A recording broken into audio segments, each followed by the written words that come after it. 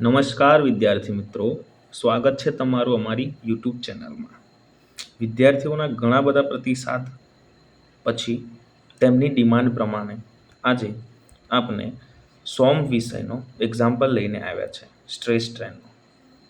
Okay, તો આપણે પહેલાં રકમ વાંચીએ.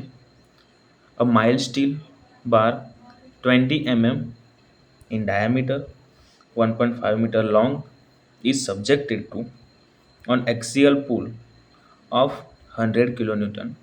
Calculated stress, strain, and final length of a bar. If E is equal to 2 into 10 raised to 5 Newton per mm square.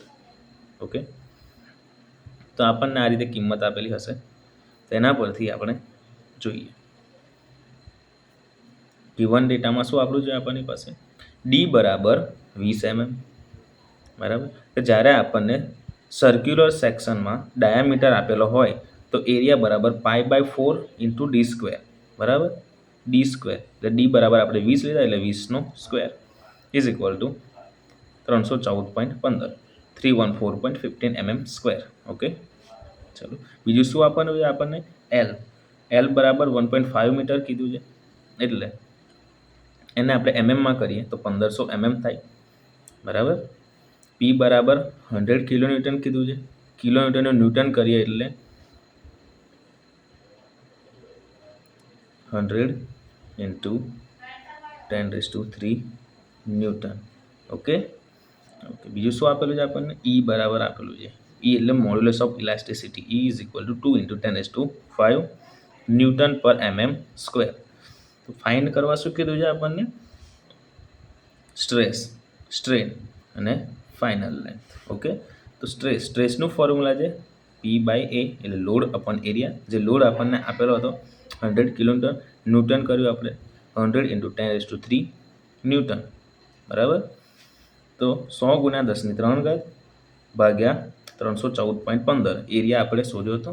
Okay, તો આપણો જવાબ આવે છે 318.32. કેલ્સીમાં આ કિંમત નાખશો એટલે તમારો સીધો જવાબ આપણને મળી જશે. હવે શું કીધું છે સ્ટ્રેન, બરાબર. સ્ટ્રેન બરાબર ફોર્મ્યુલા છે, આમ તો સ્ટ્રેનનું ફોર્મ્યુલા શું છે કે ΔL/L, પણ આપણી પાસે ΔL કિંમતમાં આપેલી નથી, મોડ્યુલસ ઓફ ઇલાસ્ટિસિટી આપેલી છે. આપણે સ્ટ્રેસ ફાઇન્ડ કર્યું તો હુકના નિયમ પ્રમાણે બરાબર, હુકના નિયમ પ્રમાણે મોડ્યુલસ ઓફ ઇલાસ્ટિસિટીનું સૂત્ર સ્ટ્રેસ અપોન સ્ટ્રેન થાય, જેને આપણે યંગ મોડ્યુલસ પણ કહીએ છીએ, અને યંગ મોડ્યુલસના નામથી પણ આને ઓળખીએ છીએ. તો આ સૂત્ર પરથી આપણે સ્ટ્રેનને કરતા બનાવીશું. સ્ટ્રેનને કરતા બનીએ એટલે stress upon modulus of elasticity, સ્ટ્રેસની કિંમત આપણે હમણાં જ શોધી 318.32. હવે સ્ટ્રેન બરાબર ઈની કિંમત આપેલી હતી 2 ઇન્ટુ 10⁵ ન્યૂટન પર mm સ્ક્વેર, એટલે 2 ઇન્ટુ 10⁵ મૂકી દીધું આપણે.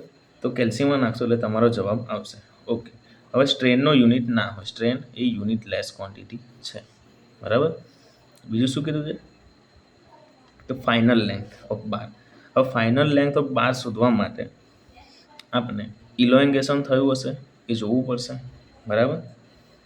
ઇલોંગેશન વત્તા એની ઓરિજિનલ લેન્થ એ કરીશું, બંનેનો સરવાળો કરીશું, ત્યાં આપણને ખબર પડી શકે કે ફાઇનલ લેન્થ કેટલી થઈ, બરાબર.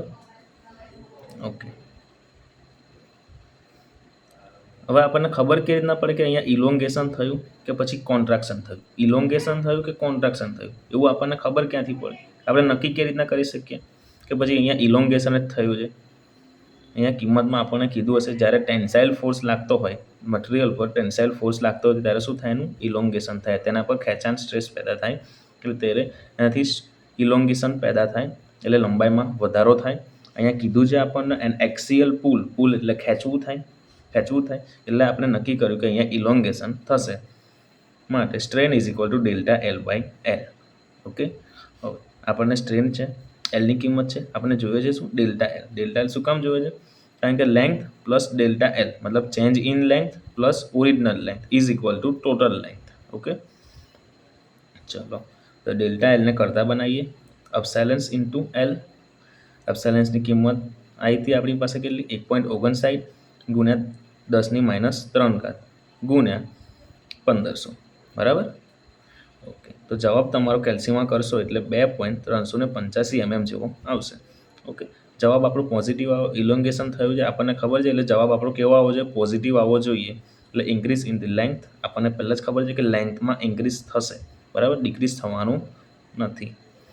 તો હવે ફાઇનલ લેન્થ બરાબર L plus delta L, L આપણે 1500 mm હતી વત્તા 2.385 2.385 mm આપણું ઇલોંગેશન થયું. એટલે બંનેનો સરવાળો કરીશું એટલે 1500 2.385 mm આવશે.